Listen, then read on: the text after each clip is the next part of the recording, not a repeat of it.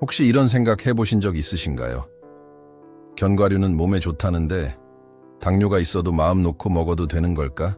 혈당 수치가 조금만 올라가도 불안해지고 밥 한 숟갈, 과일 한 조각도 조심하게 되는 게 당뇨를 겪는 어르신들의 현실입니다. 그런데 문제는 몸에 좋다고 알려진 음식이 어떤 분들에겐 오히려 혈당을 더 흔들 수 있다는 사실입니다. 특히 견과류.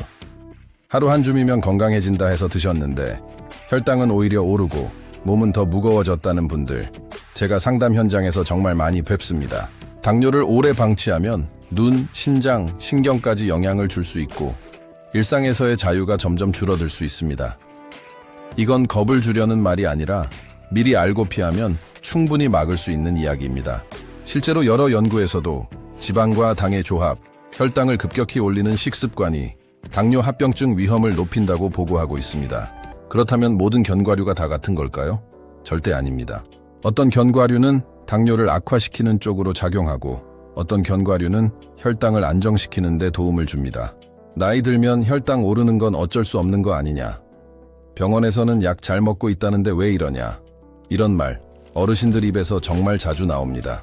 하지만 분명히 말씀드리고 싶습니다. 여러분 잘못이 아닙니다.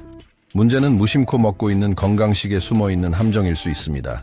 저 역시 현장에서 약은 잘 챙겨 드시는데 식습관 하나 때문에 혈당이 널뛰는 분들을 수도 없이 봐왔습니다.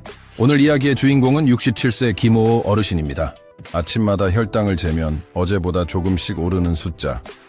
몸은 자주 피곤하고 발끝은 찌릿찌릿. 그래도 김 어르신은 나는 간식 안 먹는다고 말하셨습니다. 하지만 자세히 들어보니 매일 오후 견과류 한 봉지를 드셨습니다. 몸에 좋다길래요. 그런데 그 견과류가 문제의 시작이었습니다. 왜 이런 일이 생길까요? 우리 몸을 혈당을 담는 그릇이라고 생각해보세요. 젊을 때는 그릇이 탄탄해서 조금 넘쳐도 금방 정리가 됩니다. 하지만 나이가 들수록 그릇은 얇아지고 넘친 혈당은 쉽게 쌓입니다. 여기에 단기 많거나 기름에 볶아진 견과류가 들어오면 그릇은 순식간에 넘쳐버립니다. 당뇨는 한 가지 원인으로 생기지 않습니다. 노화, 인슐린 작용 저하, 혈액순환, 그리고 매일의 식습관이 겹쳐서 나타납니다. 자, 이제부터가 정말 중요합니다. 당뇨의 최악인 견과류 3가지부터 말씀드리겠습니다. 첫 번째, 꿀이나 설탕 코팅 견과류입니다. 겉은 고소하지만 안에는 당이 숨어 있습니다. 혈당을 천천히 올리는 게 아니라 한 번에 확 올립니다. 두 번째, 기름에 볶은 땅콩입니다.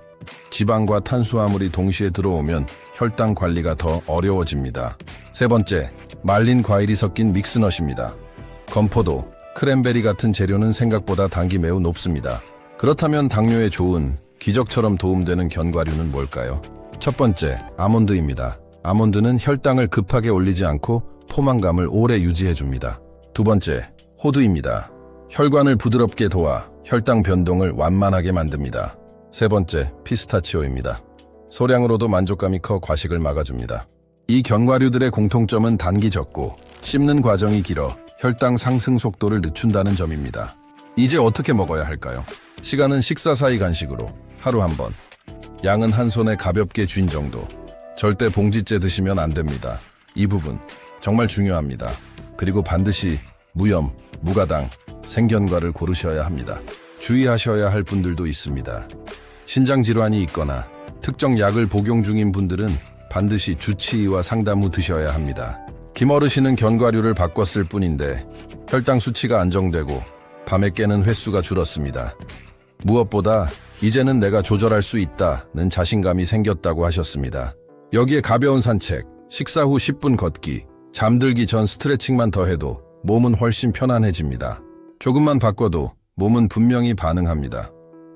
어르신 여러분, 나이 탓으로 포기하지 마세요. 오늘 이야기한 견과류 선택, 오늘부터 바로 실천하실 수 있습니다.